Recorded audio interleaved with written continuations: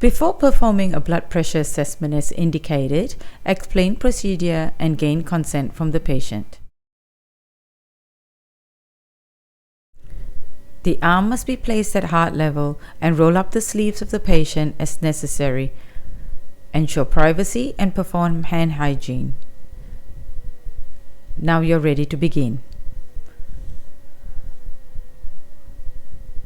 Find the artery mark on the inside of the cuff and line this up to the brachial artery. You can find the brachial artery by following from the little finger. You should be able to find the pulse at the antecubital fossa. Cuff size is based on the size of the limb, so measure this appropriately and apply it 2.5 centimeters above the antecubital fossa.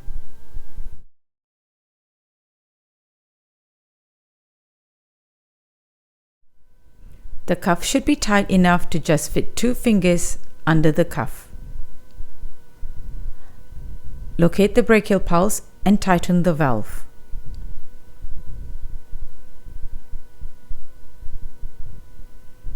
Palpating the pulse with one hand, inflate the cuff with the other.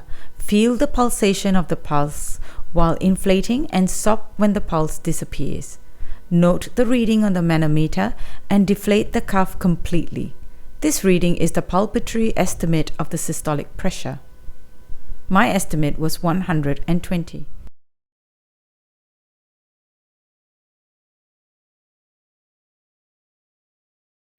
Insert the stethoscope in your ears with earpieces pointing slightly forwards. Gently tap on the diaphragm to ensure that the stethoscope is positioned correctly. Close the valve and inflate to 30 millimeters of mercury above the palpatory estimate, and in this case I will inflate to 150. Slowly release the valve. The first Korokov sound you hear is the systolic blood pressure, and you will hear it around the palpatory estimate. Next, note when the Korokov sound stops, and this is the diastolic pressure. I got a reading of 110/60.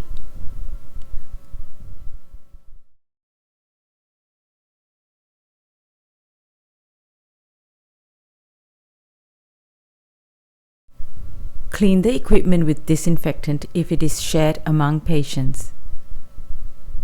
Make your patient comfortable and perform hand hygiene. Don't forget to document and report your findings if it is abnormal.